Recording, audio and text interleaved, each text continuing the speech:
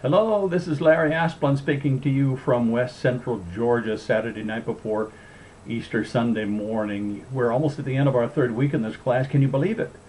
One more week and we will be halfway through this term. And I just want to encourage you concerning how well you're doing and encourage you to keep up the good work and to catch up when necessary. You know, I've been thinking lately about the great changes that have come to distance learning in the last 10 years or so.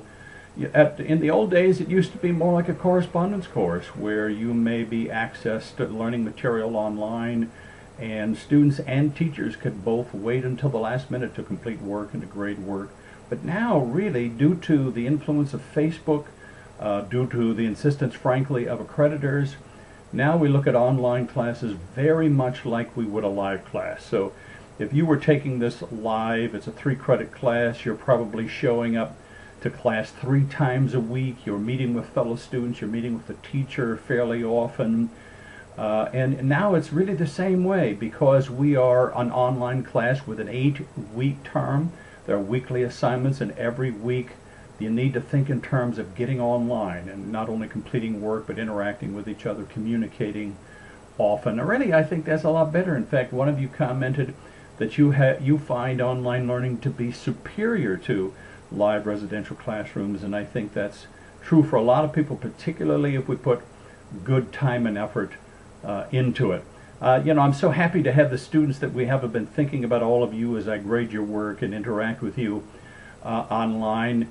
I'm thinking about Sarah, who is up there on the farm in the interior of Canada, because I grew up on a farm. I just love to hear her reports about actions going on there with spring lambing season and all of that, and Sarah's doing such a good job. Susan lives in the Chicago area, and you know, I have a couple of things in common with Susan. One, she works at Starbucks, and my office at the church is about 2 minutes down the road from Starbucks, so I find myself there often. And she also has worked in a camp sponsored by Willow Creek Community Church, and the church I'm currently serving is a Willow Creek Association congregation. Bryce is a junior student from Madison, Indiana. Bryce is trying to figure out whether or not he wants to be a pastor or a professor or both. And I can tell you, Bryce, I've done both all my adult life, and I thoroughly enjoy both. I don't know why you need to choose, man. Just go for the whole package. Kristen is living in Minneapolis. I grew up in St. Paul, specifically in White Bear Lake. Kristen will know where that's at. And Kristen is newly married. I noticed a new last name on your assignments, Kristen. You're now Mrs. Sorensen. Of course, Kristen is also a fitness manager there in Minneapolis.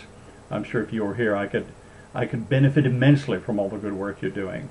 Andrew's up in Spokane, Washington, and has been taking Moody classes residentially at the Spokane campus, as well as taking online classes during the last year. And you know, Matt is completing a bachelor degree program. Matt is currently working in business and sales, but you know, Matt hopes to be a church planter with New Tribes Missions eventually, and that's going to be a huge and a wonderful opportunity for Matt. I'm particularly glad to see that we have some vocational pastors in our class. I didn't know if you knew about the fact that William is currently involved in a brand new church plant in Anchorage, Alaska. Mr. Mitchell is involved. He's a senior pastor up in Portage, Indiana. And of course, Ashley is involved in youth ministry down there in California. So what a great class we have. You know, I consider this class a wonderful learning experience for me as well. I think it's always valuable, no matter how long I've been pastoring, to review those important people skills that are not only vitally important for us in vocational ministry, but really are important in every phase of life, wherever we are, whatever context we're in, representing the Lord. So I want to wish you a happy rest of the class. You know that I'm always available to you. Feel free to contact me anytime you want, and I'll do the best that I can to get back with you right away. And I want to wish you a happy Easter. Christ is risen indeed, and where would we be if Jesus had not come and did all that he did, culminating in his resurrection? So have a wonderful Easter. I'll see you soon.